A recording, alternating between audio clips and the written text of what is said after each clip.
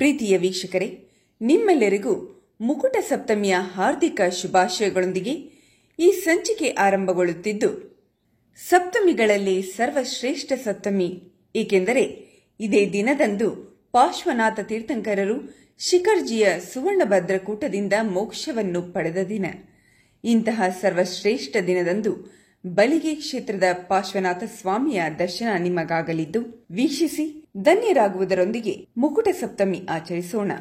ಪ್ರೀತಿಯ ವೀಕ್ಷಕರೇ, ಇಂದಿನ ನಮ್ಮ ಪುಣ್ಯಕ್ಷೇತ್ರ ಚಿಕ್ಕಮಗಳೂರು ಜಿಲ್ಲೆ ಮೂಡಿಗೆರೆ ತಾಲೂಕು ಮಾವಿನಕೆರೆ ಗ್ರಾಮ, ಹೊರನಾಡಿನ ಸಮೀಪ ಸುಮಾರು 7 ಕಿಲೋಮೀಟರ್ ಸಾಗಿದರೆ ಸಿಗುವ ಊರೇ ಬಲಿಗೆ. ಅತಿಶಯ ಕ್ಷೇತ್ರ ಸುವರ್ಣಭದ್ರ ಮಹಿಮಾಗಿರಿ. ಹೆಸರು ಎಷ್ಟು ಸುಂದರವಾಗಿದೆಯೋ ಅಷ್ಟೇ ಸುಂದರ ಪ್ರಕೃತಿ ತಾಣದಲ್ಲಿ ನಿರ್ಮಾಣಗೊಂಡಿದೆ. 500 ವರ್ಷ ಪುರಾತನವಾಗಿರುವ ಈ ಬಸದಿ ಮೊದಲಿಗೆ 1943ರಲ್ಲಿ ಜೀರ್ಣೋದ್ಧಾರಗೊಂಡಿದ್ದು, ಮತ್ತೆ 2019ರಲ್ಲಿ ಪಂಚಕಲ್ಯಾಣ ಪೂರ್ವಕ ಪ್ರತಿಷ್ಠಾ ಮಹೋತ್ಸವ ನಡೆದಿದೆ.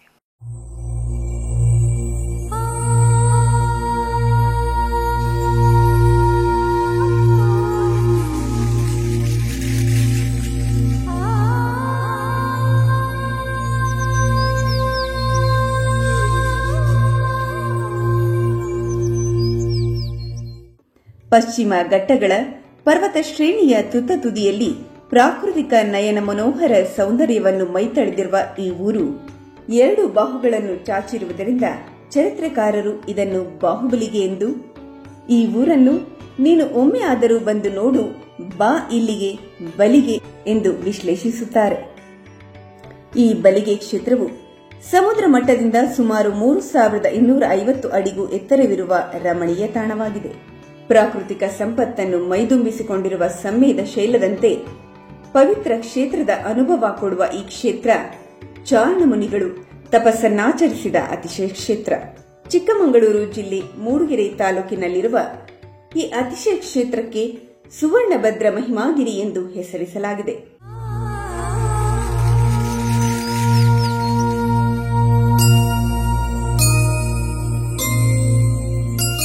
ಮಹಿಮಾಸಾಗರರ ಜನ್ಮಸ್ಥಳ ಇದಾಗಿದ್ದು, ಅವರ ನೇತೃತ್ವದಲ್ಲಿ ಸುಮಾರು 50ಕ್ಕೂ ಹೆಚ್ಚು ಪಿಂಚಿದಾರಿಗಳು ಭಾಗವಹಿಸಿದಂತಹ ಒಂದು ವೈಭವಯುತ ಪಂಚಕಲ್ಯಾಣವೇ ಇಲ್ಲಿ ಜರುಗಿದೆ.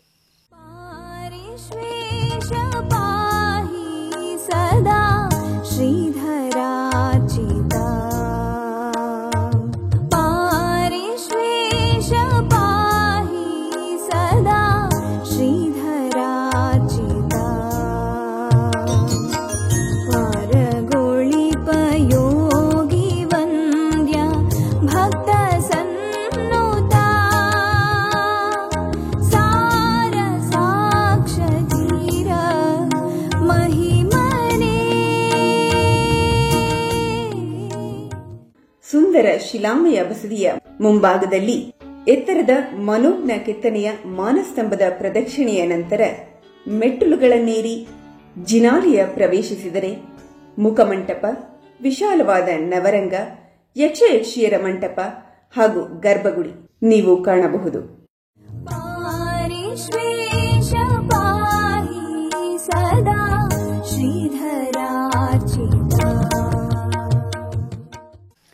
ಇಲ್ಲಿನ ಪಾರ್ಶ್ವನಾಥ ಸ್ವಾಮಿ ಪ್ರತಿಮೆ ಪಂಚಧಾತುವಿನದಾಗಿದ್ದು, ಪಂಚಲೋಹದ ಪ್ರಭಾವಳಿಯನ್ನ ಹೊಂದಿದೆ.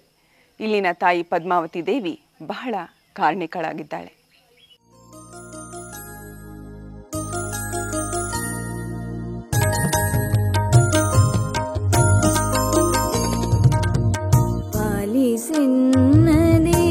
ದೇವದೇವ ತ್ರಿದಶ ಪೂಜ್ಯನೇ, ಪಾಲಿಸೆನ್ನ ದೇವದೇವ ತ್ರಿದಶ ಪೂಜ್ಯನೇ, ಕಾಲ ವಿಜಯ ಕರ್ಮರಹಿತ ಮಾರ ವಿಜಯನೇ, ಬಾಲತನದಿ ದೀಕ್ಷೆ ತಾಳ್ದನೇ, ಪಾರಿಶ್ವೇಶ ಪಾಹಿ ಸದಾ ಶ್ರೀಧರಾರ್ಚಿತ.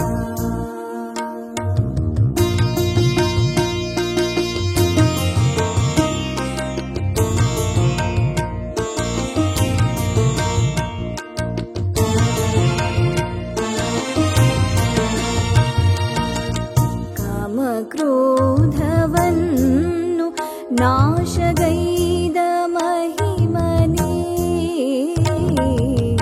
ಕಾಮಕ್ರೋಧವನ್ನು ನಾಶಗೈದ ಮಹಿಮನೇ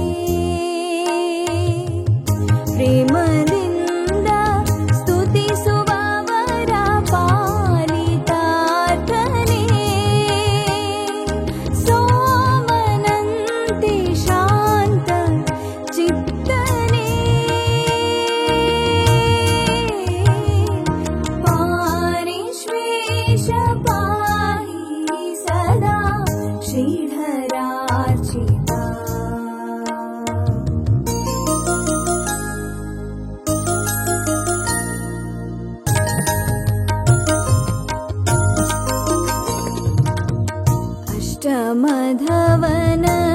ಅಷ್ಟಮಧವನಷ್ಟಗೈದ ಶ್ರೇಷ್ಠ ದೇವನೇ ಅಷ್ಟಮಧವನಷ್ಟಗೈದ ಶ್ರೇಷ್ಠ ದೇವನೇ ಸೃಷ್ಟಿಯೊಳಗೆ ಪೂಜಿ ಪರಿದ ಭೀಷ್ಟವೀವನೇ ಕಷ್ಟವನ್ನು ದೂರ ಮಾಡ್ಪನೇ 600 ವರ್ಷಗಳ ಹಳೆಯ ಬಸದಿ ಇದಾಗಿದ್ದು 1943ರಲ್ಲಿ ಜೀರ್ಣೋದ್ಧಾರಗೊಳಿಸಲಾಗಿದ್ದ ಈ ಜಿನಮಂದಿರವನ್ನು 1919ರಲ್ಲಿ ಪುನರ್ಜೀರ್ಣೋದ್ಧಾರಗೊಳಿಸಿ ಸಂಪೂರ್ಣ ಶಿಲಾಮಯಗೊಳಿಸಲಾಗಿದೆ. ಆ ಸಂದರ್ಭದಲ್ಲಿ ವಿಜೃಂಭಣೆಯಿಂದ ವೈಭವ ಪಂಚಕಲ್ಯಾಣ ನೆರವೇರಿಸಲಾಗಿತ್ತು. ವೈಭವದ ಎಂದು ಉಲ್ಲೇಖಿಸಲು ಕಾರಣವಿದೆ. 50ಕ್ಕೂ ಹೆಚ್ಚು ಪಿಂಚಿದಾರಿ ಮುನಿ ಮಹಾರಾಜರ ಪಾವನ ಸಾನ್ನಿಧ್ಯ ಹಾಗೂ ಸಮಸ್ತ ಭಟ್ಟಾರಕರ ಮತ್ತು ಹೆಗ್ಗಡೆ ಪರಿವಾರ ಸೇರಿದಂತೆ ಗಣ್ಯಾತಿ ಗಣ್ಯರ ಉಪಸ್ಥಿತಿಯಲ್ಲಿ ಹಾಗೂ ಅವರ ಸಹಯೋಗದಲ್ಲಿ ನಡೆದ ಮಹೋತ್ಸವವಾಗಿತ್ತು. ವಿಶ್ವೇಶ ಪಾಹಿ ಸದಾ ಶ್ರೀಧರಾರ್ಚಿತ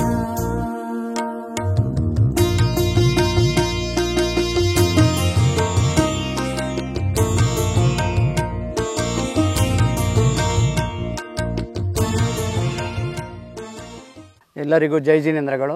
ಅತಿಶಯ ಶ್ರೀ ಕ್ಷೇತ್ರ ಸುವರ್ಣಭದ್ರ ಮಹಿಮಾಗಿರಿ ಸುಮಾರು 500 ವರ್ಷಗಳ ಹಳೆಯ ಬಸದಿಯಾಗಿದೆ. 1943ರಲ್ಲಿ ಹುಲ್ಲಿನ ಬಸದಿ ಇದ್ದದ್ದನ್ನು ಹಂಚಿನ ಬಸದಿಯನ್ನಾಗಿ ನಿರ್ಮಾಣ ಮಾಡಿದ್ದೆವು. ಆನಂತರ 2019 ಮಾರ್ಚ್ ಪುನಃ ಅಷ್ಟಧಾತುವಿನ ನಿರ್ಮಿಸಿದಂತಹ ಹೊಸ ಜಿನಮೂರ್ತಿ ಪಾರ್ಶ್ವನಾಥ ಸ್ವಾಮಿಯವರ ಜಿನಬಿಂಬ ಪುನರ್ ಪ್ರತಿಷ್ಠೆಯನ್ನು ಮಾಡಿ ಪಂಚಕಲ್ಯಾಣವನ್ನು ಮಾಡಿರ್ತೇವೆ. ಇದಕ್ಕೆ ಸುಮಾರು 50ಕ್ಕಿಂತಲೂ ಹೆಚ್ಚು ಪಿಂಚುದಾರಿ ಮುನಿ ಮಹಾರಾಜರುಗಳು ಎಲ್ಲ ಭಾಗವಹಿಸಿದ್ದರು. ಈ ಕ್ಷೇತ್ರವನ್ನು ಅಭಿವೃದ್ಧಿಪಡಿಸುವಲ್ಲಿ ಸಂಪೂರ್ಣ ಶಿಲಾಮಯವಾಗಿ ಮಾಡುವಲ್ಲಿ ಮುನಿಶ್ರೀ ಮಹಿಮಾಸಾಗರ ಮಹಾರಾಜರ ಮಾರ್ಗದರ್ಶನ ಹಾಗೂ ಕಾರ್ಕಳದ ಶ್ರೀ ಲಲಿತಕೀರ್ತಿ ಭಟ್ಟಾರಕ ಸ್ವಾಮೀಜಿಯವರ ಮಾರ್ಗದರ್ಶನ ಹಾಗೂ ಧರ್ಮಸ್ಥಳದ ಶ್ರೀ ಡಿ ವೀರೇಂದ್ರ ಹೆಗ್ಗಡೆಯವರು ಮತ್ತು ಅವರ ಕುಟುಂಬಸ್ಥರ ಎಲ್ಲ ಒಂದು ಸಹಯೋಗದಲ್ಲಿ ಅತ್ಯಂತ ಯಶಸ್ವಿಯಾಗಿ ಕಾರ್ಯಕ್ರಮ ನಡೆದಿತ್ತು. ಇದು ಸುಮಾರು ಹೋರ್ನಾಡಿಂದ 6 ಕಿಲೋಮೀಟರ್ ದೂರದಲ್ಲಿದ್ದು ಅತಿ ಹೆಚ್ಚು ಜೈನರು ಮತ್ತು ಇತರರು ಇಲ್ಲಿ ಬಂದು ದೇವರ ದರ್ಶನವನ್ನು ಮಾಡ್ತಾರೆ.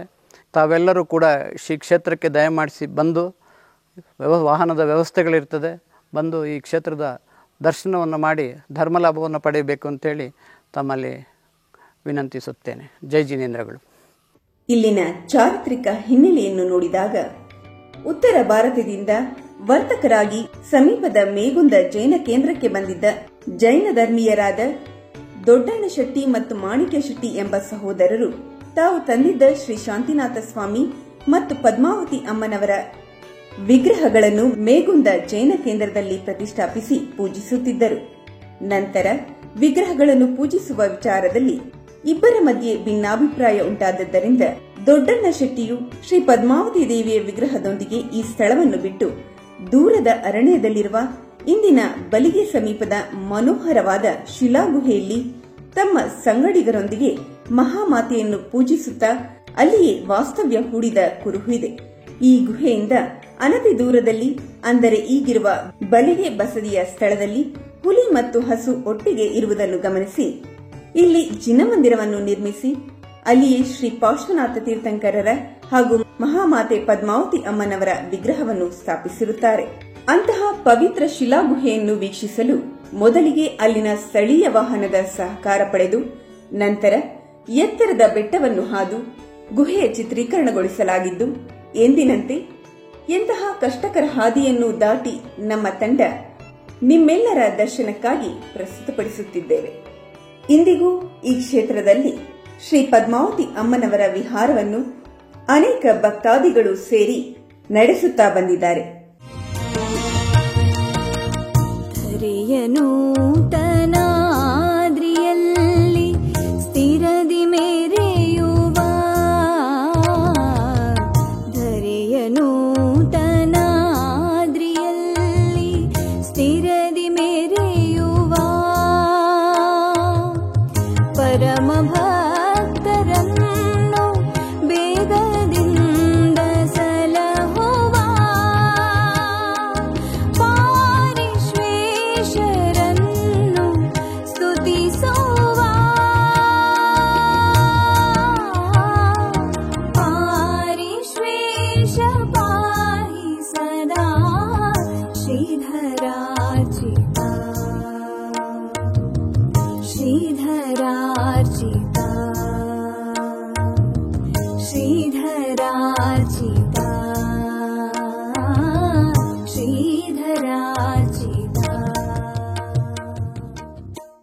ಇಂತಹ ಅದ್ಭುತ ಕಾರ್ಯಕ್ರಮಗಳ ವೀಕ್ಷಣೆಗಾಗಿ ವೀಕ್ಷಿಸುತ್ತೀರಿ ಜ್ವಾಲಮಾಲಾ.ನ್ಯೂಸ್ ಹಾಗೂ ಮರೆಯದೆ ಸಬ್ಸ್ಕ್ರೈಬ್ ಆಗಿ ಜ್ವಾಲಮಾಲಾ ನ್ಯೂಸ್ ಯೂಟ್ಯೂಬ್ ಚಾನೆಲ್.